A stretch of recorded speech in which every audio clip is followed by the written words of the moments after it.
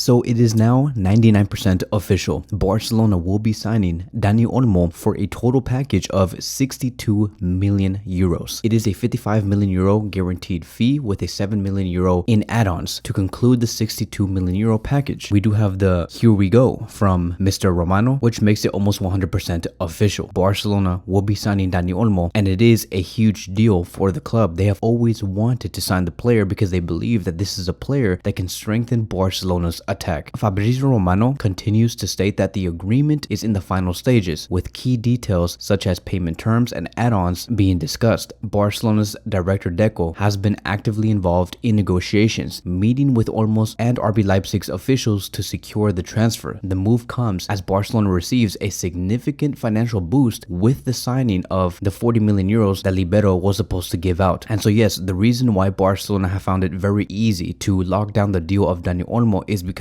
they have just received 40 million euros, a payment that was supposed to be given to us about a year ago. And so I am pretty sure that Deco is smiling because he has completed this sporting move. Joan Laporta is also smiling because he has received 40 million euros that strengthened Barcelona's position to sign the players that they do want. So what we are going to be doing in this video is speak about exactly what type of player Dani Olmo is, and then also speak about Fermin Lopez. And we're also going to be including what happened to Nico Williams. Wasn't Nico Williams the main priority? Didn't we say that 3 weeks ago? All of this is going to be explained within today's video, so it is going to be a very compact one. And so let's start with this scouting report of Dani Olmo. Dani Olmo is a right-footed player, a player who is compact, not the tallest player, but has the ideal height. He can navigate in tight spaces, he has low center of gravity with the ball, and he is a player that was made in La Masia. He left Barcelona 10 years ago, back in 2014, mainly because he did not see himself have a great future at Barcelona because of the amount of players that were being signed at that time. Let's remember, it was the exact same year Rakitic was also signed. So of course he was going to be making another move. 10 years later, this has been considered as his playing style. So he knows how to function within congested areas. He knows how to dribble in tight spaces. He's a technical playmaker, somebody who is very proficient with the ball. He can score goals, provide assists, and do a lot of creative passing. He's very versatile also. He can play on the left wing, as a right winger, as a false nine, as a central attacking midfielder, and also as a central midfielder. So he can play as an 8 and also as a 10. But Dani Olmo's true strengths does rely on him being behind a striker and working within the central zones. And here are going to be his key attributes. He is a short distance dribbler and carrier, creative passer. He can play within pockets and has a great box presence, which are all virtues of a great number 10. His tactical role does consist of participating across all phases of the attack. He is great in link up play. Also very similar to Ferran Torres, he's a pass and move type of guy, so he can do a one-touch pass and then meet you on the other side in the final third. And his adaptability is phenomenal. He can play in any type of formation, any system, you name it. There is not really a weak position for him in the final third. He can play on the right side, centrally, or on the left wing. His passing is probably his best attribute because it has been stated that he's in the 49th position among the Bundesliga forwards and attacking midfielders when it comes to the amount of passes distributed per 90, with a total of 36.53 passes per 90 minutes. He also has 6.8 progressive passes per 90 minutes, which puts him on the 29th position in the league. He's also a great progressive runner and positioned in 9th place with 2.66 progressive runs per 90 minutes. So like I've said, he has a huge final third impact. He prefers to play within the half spaces and central zones, and one of the creative tools that he does like to use are deep completions, through passes, and smart passes. So I can see Hansi Flick using the player as a left winger, mainly because I don't believe that Barcelona are going to be signing Nico Williams, at least for now. We'll see how things do evolve within the next 72 hours. But most likely, in order for us to have a well-balanced attack and for everybody to get minutes, Dani Olmo is most likely going to be deployed as a left winger, but his most effective position is in the number 10 role or as a false 9. So for sure, he is going to be a great player at Barcelona, and Hansi Flick is going to greatly benefit from the player. And once again, I'll speak about how this does affect other players like Fermin Lopez. But before we do go into that, I also want to speak about Nico Williams, because Nico Williams has just trained with Athletic Club, right? He is back from vacation, and he did state in a video, and I quote, "I'm back and I'm really looking forward to this season. Vamos Athletic Club," which basically confirms that maybe, possibly, he made his decision and he will no longer join Barcelona and continue at Athletic Club. In the past 2 days, it was said that Iñaki Williams, who is his brother, was the one putting the most pressure on Nico Williams to stay at Athletic Club, mainly because they want to play the Europa League together and win the Europa League together, especially because the final of the Europa League is going to be held at their home. So there was a lot of persuasion going on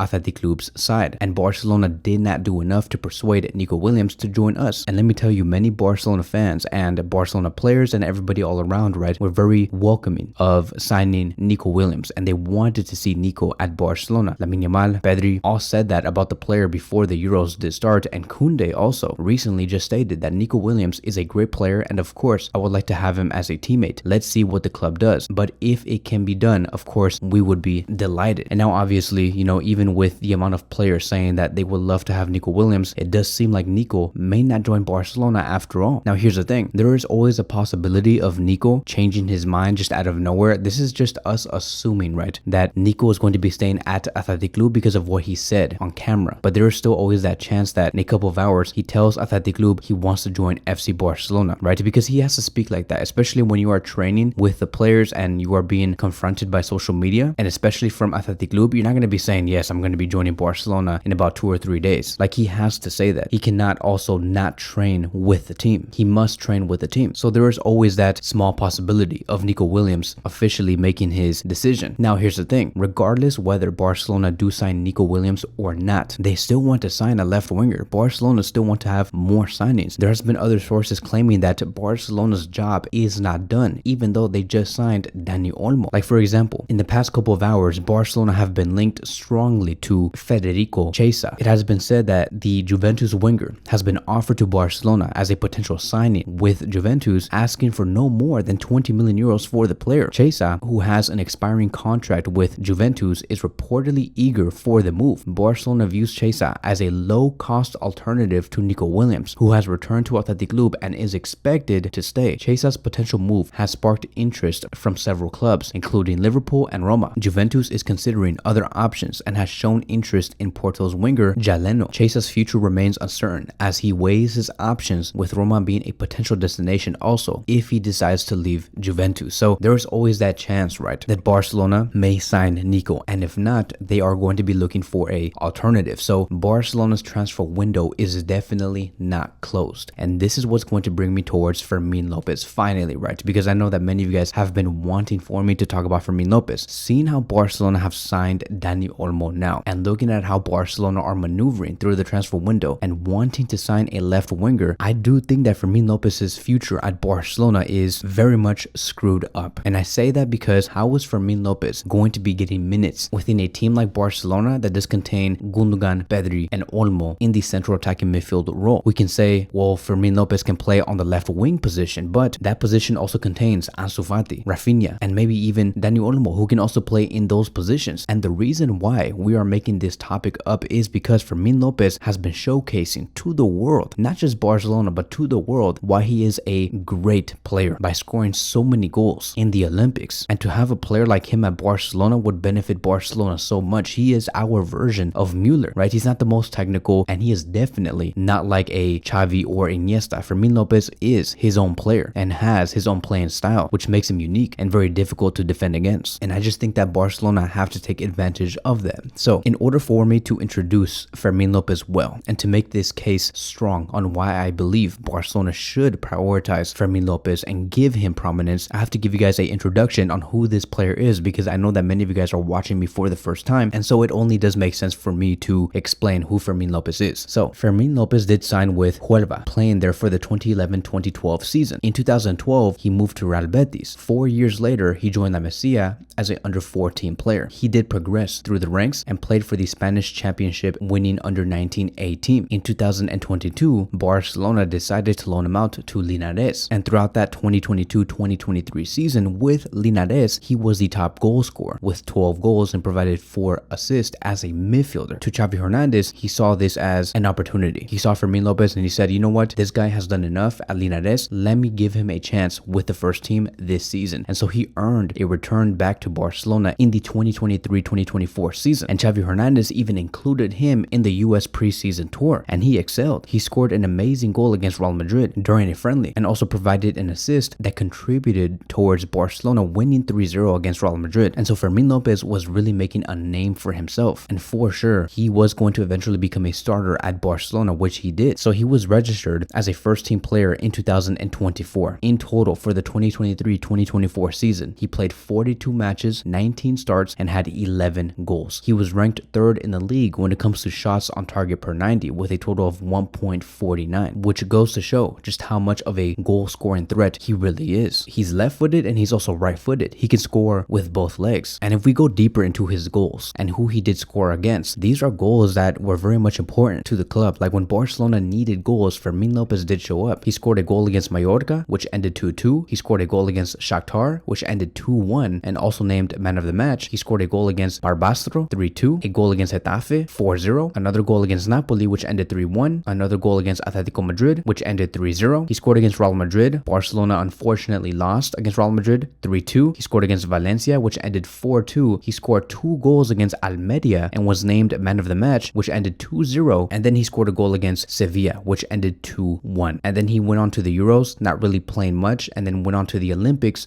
and scored a goal against Dominican Republic, 2 goals against Japan, and 1 goal against Morocco. So Fermin Lopez was really showcasing why he can be a very important player in important matches. And I wanted to compare Fermin Lopez to Pedri because they do play in the exact same positions. Whether it's a 4-3-3 or 4-2-3-1, they always have to compete for the same spot. And if you look at the numbers, right, first of all, you can see that they're both the same age, 21 years old, and also the same height, which is crazy, right? They're both 5'9". The market value is different, of course, because Pedri has had more times to shine, and his market value is 77 million euros, with Fermin Lopez being 36 million euros. Even with the minutes played last season, it's almost even. There's only a 40-minute difference between the two players. Fermin Lopez has 40 minutes less, but Fermin Lopez has played 31 matches while Pedri only played 24. Fermin Lopez also has more goals with a total of 8, while Pedri has a total of 4. Keep in mind, again, this is in the 2023-2024 season. Looking at the attacking numbers, Fermin Lopez is very much an upgrade. Has a better shots per 90. Shots on target per 90 is higher. Goals per 90 is also higher. The assists per 90, Pedri wins. In the expected goals per 90, Fermin Lopez wins. And then as you can see in the bottom, it is very much even. Looking at the type of goals that they have scored. Once again, Fermin Lopez has more. Fermin also has more goals inside the box, more goals outside the box, has more goals via header, and Pedri has more goals when it comes to the left foot. Looking at the defense, I think that Pedri does win here. With the successful tackles per 90, Pedri does win just by a small margin. The blocks per 90 and the clearances per 90, Fermin Lopez wins. And then at the bottom, Pedri clears Fermin in terms of headed clearances per 90, interceptions per 90, and possession won in the final third per 90. So you can see that,